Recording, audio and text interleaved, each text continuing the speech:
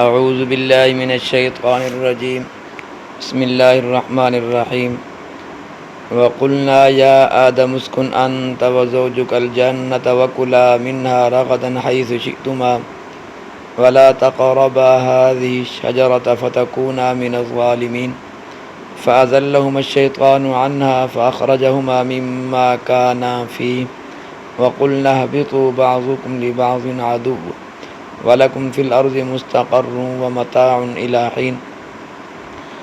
اور ہم نے حکم دیا کہ اے آدم رہا کرو تم اور تمہاری بیوی بہشت میں، پھر کھاؤ دونوں اس میں سے با فراغت، جس جگہ سے یعنی اس سے اطمینان سے کھاؤ جس جگہ سے چاہو، اور نزدیک نہ جاؤ اس درخت کے، ورنہ تم بھی انہی میں شمار ہو جاؤ گے جو اپنا نقصان کر بیٹھتے ہیں۔ پھر لغزش دے دی آدم اور حوا کو شیطان نے اس درخت کی وجہ سے، سو برطرف کر کے رہا ان کو اس عیش سے جس میں وہ تھے، اور ہم نے کہا نیچے اترو، تم میں سے بعضوں کے دشمن رہیں گے، اور تم کو زمین میں یعنی زمین میں آپ کو ٹھکانہ ملے گا، اور کام چلانا ایک میعاد معین تک۔ حضرت انسان کی جنت میں رہائش، شیطان کی عداوت اور زمین کو روانگی۔ وَقُلْنَا يَا آدَمُ اسْكُنْ أَنْتَ وَزَوْجُكَ الْجَنَّةَ، یہاں وَزَوْجُكَ الْجَنَّةَ یعنی تمہاری بیوی سے مراد حضرت حوا ہیں جو اس وقت پیدا ہو چکی تھی۔ تو اللہ تبارک و تعالیٰ نے حضرت آدم علیہ السلام کو حکم دیا کہ تم اور تمہاری زوجہ جنت میں سکونت اختیار کرو۔ علماء محققین نے لکھا ہے کہ یہ جنت وہی جنت تھی کہ جو بعد میں قیامت اہل ایمان کا ٹھکانہ ہے۔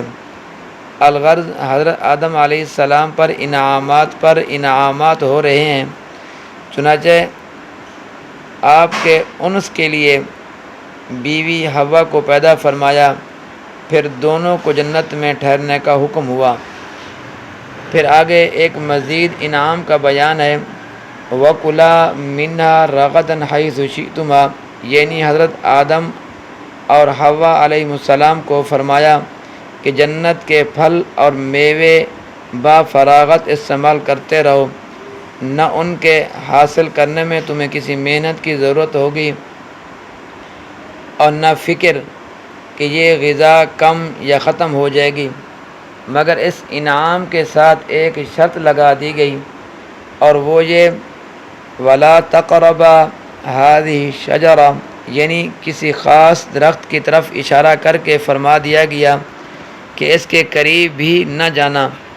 اس حکم سے اصل مقصد تو یہ تھا کہ اس درخت کا پھل نہ کھانا، مگر تاکید کے طور پر فرمایا گیا کہ اس کے پاس بھی نہ جانا۔ مراد یہی ہے کہ اس کا پھل کھانے کے لیے اس کے پاس نہ جانا۔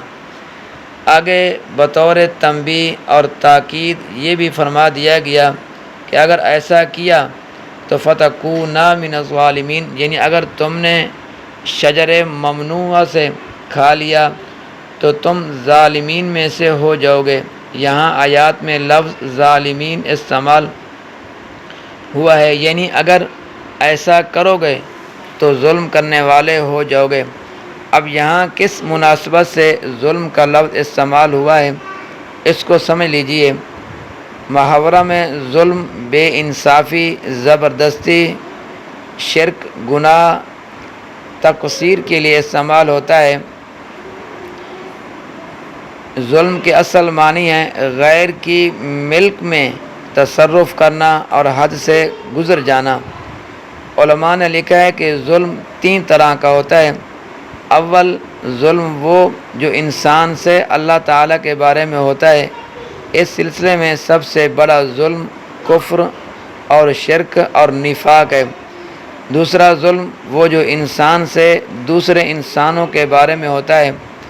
تیسرا ظلم وہ ہے جو انسان سے اپنے نفس کے بارے میں سرزد ہوتا ہے۔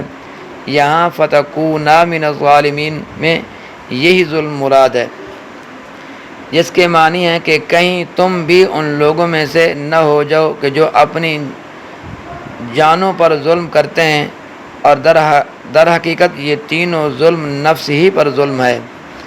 آگے ارشاد ہوتا ہے فَأَزَلَّهُمَا الشَّيْطَانُ عَنْهَا فَأَخْرَجَهُمَا مِمَّا كَانَا فِيهِ۔ جب شیطان نے دیکھا کہ میں تو یوں مردود کیا گیا اور حضرت آدم کا یوں اعزاز اور اکرام ہو رہا ہے، تو اس فکر میں لگا کہ کسی نہ کسی طرح ان سے انتقام لینا چاہیے۔ خیر خواہ اور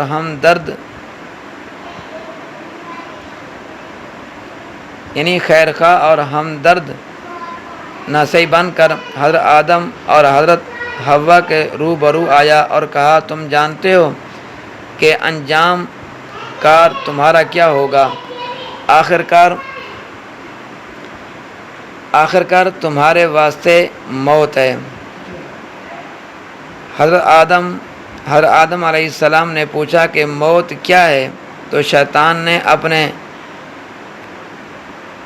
اپنے مردہ جانوروں کی صورت بنا کر ان کے روبرو ڈال دیا، اور جس طور سے کہ نزع کی اور روح نکلنے کی تکلیف ہوتی ہے ان کو دکھائی۔ تو حضرت آدم علیہ السلام کو خوف ہوا اور پوچھا کہ اس حالت سے محفوظ رہنے کی تدبیر کیا ہے؟ تو شیطان نے کہا تم کو ایک درخت کا پتہ بتاتا ہوں جس کا پھل کھانے سے ہرگز موت نہ آئے گی اور تمہاری بادشاہی کبھی فنا نہ ہوگی۔ تو انہوں نے کہا وہ درخت کون سا ہے؟ تو شیطان نے اسی درخت کو بتایا جس سے اللہ تعالیٰ نے ان کو منع کیا تھا۔ تو انہوں نے کہا کہ اللہ تعالیٰ نے ہم کو اس درخت کے قریب جانے سے منع کیا ہے۔ تو شیطان نے جواب دیا تمہارے رب نے تم کو اس واسطے اس درخت سے منع نہیں فرمایا کہ اس کے پھل کھانے سے تم کو کچھ ضرر پہنچے گا، بلکہ اس واسطے منع فرمایا ہے کہ تم اس درخت کے پھل کھانے سے فرشتوں کے مانند ہو جاؤ گے کہ وہ بالکل خدا کی یاد سے غافل نہیں ہوتے اور کھانے پینے کی فکر نہیں رکھتے، اور اگر تم کو یہ حالت حاصل ہو جائے گی تو زمین کی خلافت تم سے انجام نہ ہو سکے گی۔ یہ بات حضرت آدم علیہ السلام کے خیال میں پر ہو گئی، اور ایسے اسباب جمع ہو گئے کہ اس درخت کے کھانے کو اس وقت احاطہ ممانعت سے خارج سمجھ گئے اور کھا لیا۔ بس یہ لغزش ہونی تھی، اس کا کھانا تھا کہ سب عیش اور آرام بحث رخصت ہوا، اور اس کے کھاتے ہی اس کی تاثیر یہ ظاہر ہوئی کہ جنتی لباس اتر گیا، اور حضرت آدم علیہ السلام اور ان کی بیوی یعنی حضرت حوا شرم کے مارے درختوں کے پتے بدن سے چمٹانے لگے اور عتاب الہی شروع ہوا۔ چنانچہ آگے ارشاد ہوتا ہے وَقُلْنَا اهْبِطُوا بَعْضُكُمْ لِبَعْضٍ عَدُوٌّ وَلَكُمْ فِي الْأَرْضِ مُسْتَقَرٌّ وَمَتَاعٌ إِلَىٰ حِينٍ، یعنی حضرت آدم بیوی حوا کو بطور عتاب کے یہ جتایا گیا کہ ایک سزا تو ظاہری یہ ہے کہ یہاں یعنی جنت سے زمین پر جاؤ، اور دوسری سزا ہے باطنی، اس کے ساتھ یہ بھی ہے کہ تمہاری اولاد کے درمیان باہمی عداوتیں ہوں گی جس سے لطف زندگی بہت کچھ کم ہو جائے گا، اور اب